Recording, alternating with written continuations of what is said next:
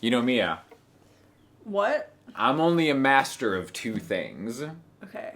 Buying air conditioners that have an inappropriate amount of BTUs per square footage, and improvisation. And we're going to talk about improvisation today. Yes. You're a violin player, a violinist. Thank you. Some would say. Mm-hmm. Two different ways to say the same thing. Exactly. I play mostly guitar. A guitarist. A guitar. Oh, that's There what it that is. means. There we go. I love that. And I feel like we have kind of some different thoughts on improvisation. Yes. Right? You're classically trained. Yes. I'm home trained. Are you self-taught? I'm self-taught. Home trained? Home trained. Also not a term. Not a dog. Not a term. It's like being homeschooled, but for guitar. Yeah. I'm homeschooled. That's what I'm going to start telling people. Did you ever take lessons? No, I'm homeschooled. Homeschooled. Yeah, I'm a homeschooled guitar player. God. So I feel like we've kind of come about this from different angles, right? Very different angles. And I think you're very good. We just did a little shootout with SE microphones. And I'm just like, oh, let me just lay some chords down. And she just dropped into it amazingly. Oh, thank you. So I would like to hear your thoughts as a classically trained musician Yes. on improvisation and how it works for you versus how I learned it being homeschooled. I'm also curious how you learned it being homeschooled. Great, for sure. But what I find is a lot of classical musicians oftentimes never even venture into improvisational music because in classical music, it's all written out for you. And so a lot of it is about how well and how precisely can you play the sheet music that was written hundreds of years ago. And the tone of it, too. This is something that I learned because the first time I learned this was I was recording some, phenomenal musicians. Yeah. Elite classical players. And then it's like, okay, well, let's maybe just do, a jam. And they're like, what do you mean? Yeah. What? Yeah. And I'm like, you're probably the best I've ever heard in my life at this. And I was surprised that they couldn't just kind of play whatever. It's a huge thing in the community because what you spend your time working on is not how to improvise, which, as you know, and as many of you guys know, it's a whole other skill set. Totally. But what these classical players are doing is they're spending 6 to 12 hours a day practicing their concerto or their sheet music, and it's how perfect can you get that and how accurately can you play it. Mm-hmm. So I've talked to some amazing players and they're like, I could play any violin concerto, but I couldn't play Twinkle Twinkle Little Star for You without the sheet music. And so what I learned early on was that I don't want to be reliant on sheet music in order to be able to play, because I found myself in situations outside of the orchestra where in the orchestra you don't need to improvise, but in a rock band or a bluegrass band you do. And so, or a jazz band, especially in jazz. So early on when I was a kid, I started learning how to improvise so that I could play with my friends. Because otherwise there was no hope of me getting to... For sure. I think being able to improvise is there's a synergy that you can get with another musician that's a connection that I think improvisation is such an important part of. Absolutely. Right? So you said you learned it mostly just by playing with your friends. Yeah.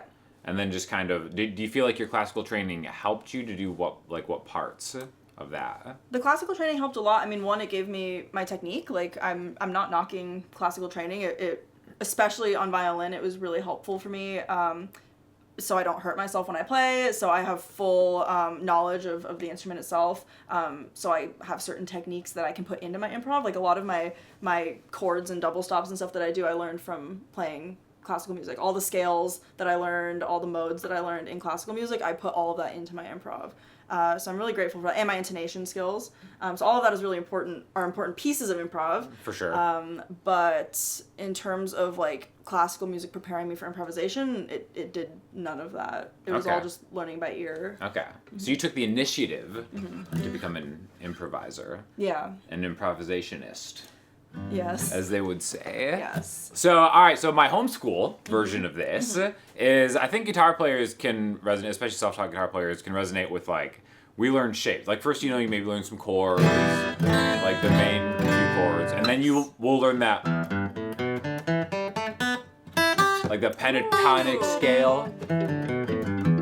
Right? Yeah. So I don't know, do you even learn pentatonic scales? Is it? Okay. So a pentatonic scale is a 5-note scale, which the major scale is a 7-note scale. So the pentatonic scale is the 5 best notes of 7. Which I always thought it was so weird that why not just learn 2 more and learn the full scale? Right. But guitarists are like, nope, gotta do 2 notes per string. Yes. So the pentatonic scale is not really a thing for violin players, would you say? It is for me, but Right. starting out, no, it was major scales and melodic minor and sometimes harmonic minor. And we have scale books, and you learn your scale. You learn your major scales and your minor scales. Okay. And your double stops, and that's it. Okay. Interesting. And your broken third. So do you think pentatonic scale versus major scale when you play stuff? I have shapes and patterns that I like to follow, but everything that I do is by ear. And I practiced my pentatonic scales when I first found out what that is Okay. at age like 14 or 15, and I practiced them so much that they kind of worked their way into my natural playing. Okay, so can we do a little maybe 2-chord jam real quick? Yes. And then can you go back and forth between just playing the pentatonic scale over the jam Sure. and then playing a full scale over the jam? Yeah. All right. Do it in G though. Cool. Let's do a G. All right. So we'll do just I'll just play G major to D major. Okay. And then you start playing just pentatonic. Okay. All right. So pentatonic.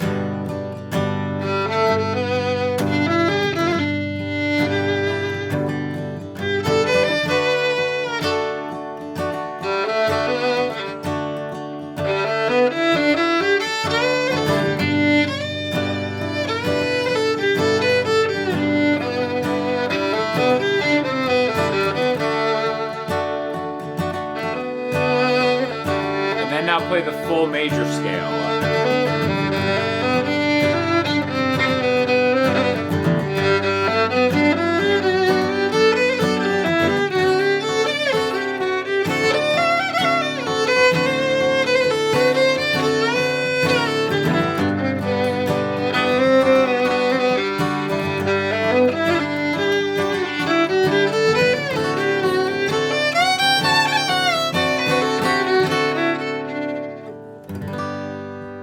So that's why pentatonic is really just kind of like the greatest hits.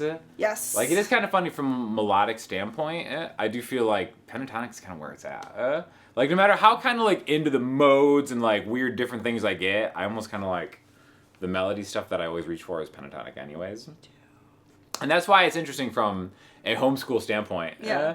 That we start learning shapes as a guitarist, and I think I can speak for a lot of guitarists out here, where it's like, all right, you learn the pentatonic scale, and then you just kind of riff that in a very non-musical way until that sound just gets into your ears and your fingers, Yeah. right? And then it's like, okay, well I can now maybe do different do.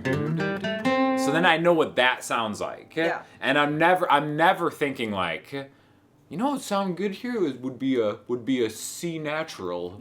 And I would never think that. It's like my fingers just kind of go there. Yep. So I almost think that like from my personal thing where it's like as long as somebody tells me the key that I'm in, I can just start kind of like just playing along with them.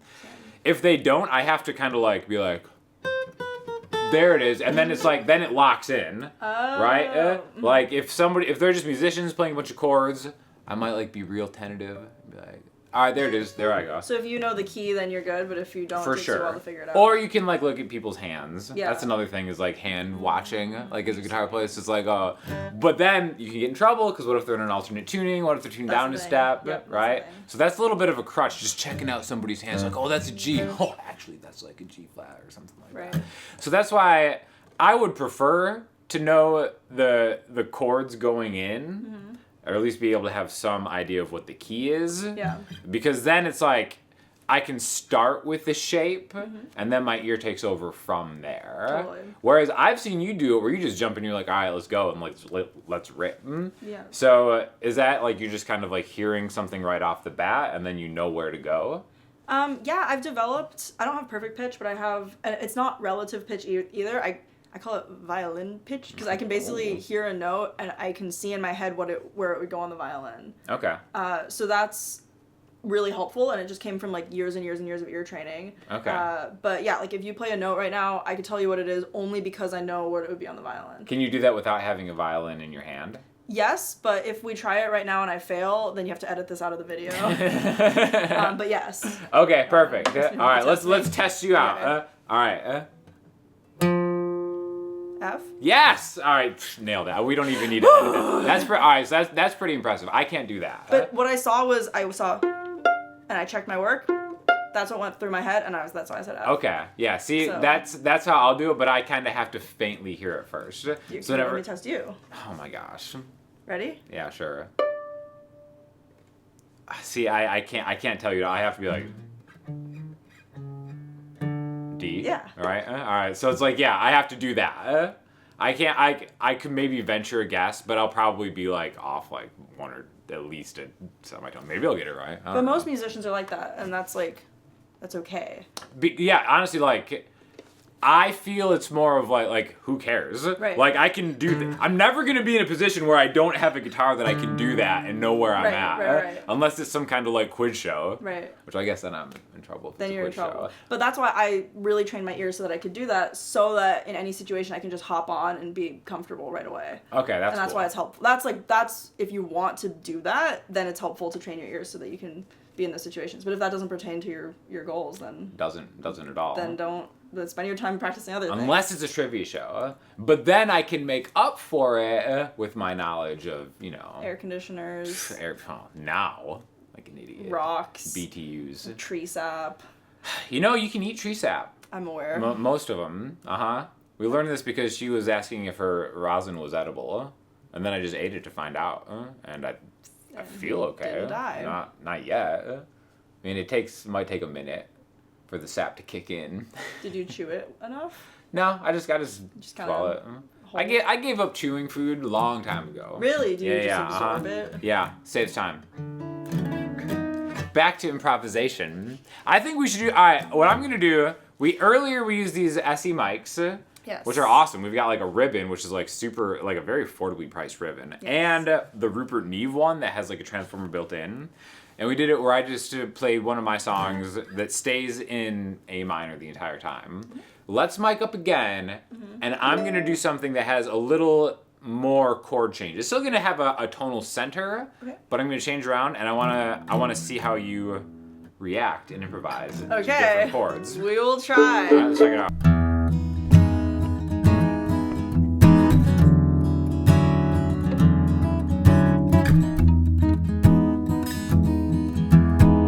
See what you got.